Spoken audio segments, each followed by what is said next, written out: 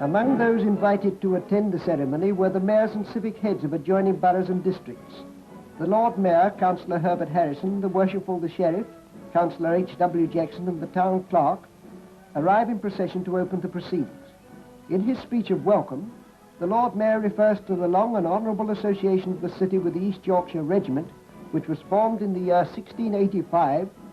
during the reign of King James II. The Town Clerk reads the formal resolution of the City Council,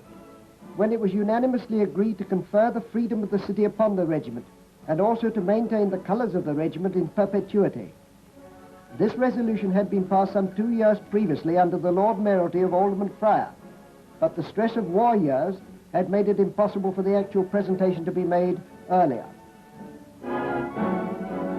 Immediately in front of the dais, the historic colours of the regiment are paraded, and on these are emblazoned the 10 battle honours, out of the many which this famous regiment has earned during its long and glorious history. The Lord Mayor makes the formal presentation of the casket containing the scroll to Lieutenant General Sir Desmond Anderson, the Colonel of the regiment. In his reply, General Sir Desmond Anderson thanks the Lord Mayor and the citizens of Kingston upon Hull for the honour conferred upon the regiment, and refers to the enormous damage caused to the city by enemy bombing, and praises the spirit, determination and courage of the citizens with which they passed through the great ordeal of those dark days. This city too was in the front line, and although buildings have been ruined and many lives unhappily lost, the city was already showing that it had the same qualities of determination and courage in planning and rebuilding of this great city, the third port of the United Kingdom. A detachment from the regiment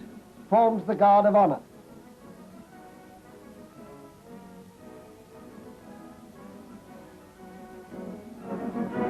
And as the colours are raised,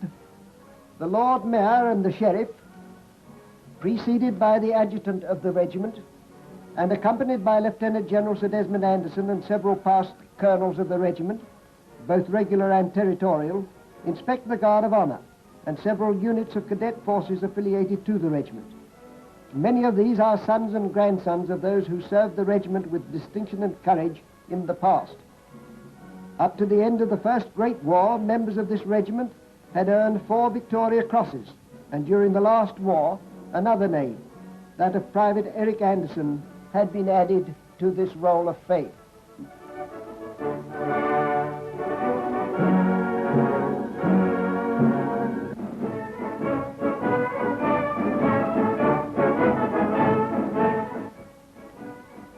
The foundations of a modern regiment are laid in the cadet forces, which are associated with and affiliated to the regiment, which seeks to inspire and encourage the team spirit so essential in a regiment with such a proud and long tradition as that of the East Yorkshires.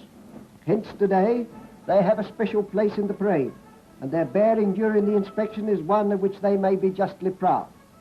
On parade also are the dumb friends of man, the dogs lent by citizens of Hull for war work. After the presentation and the inspection, the civic party made their way to the saluting base on the steps of the Ferrens Art Gallery. Here they are to watch the march past and the taking of the salute. Let us join the civic party and watch the regiment, the cadet forces, the old Comrades Association, the British Legion, the old Contemptibles pass in proud array, past the saluting base.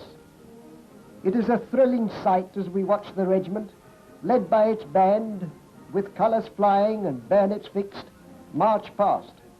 and the citizens of Hull assemble in great numbers, not merely to watch the proceedings,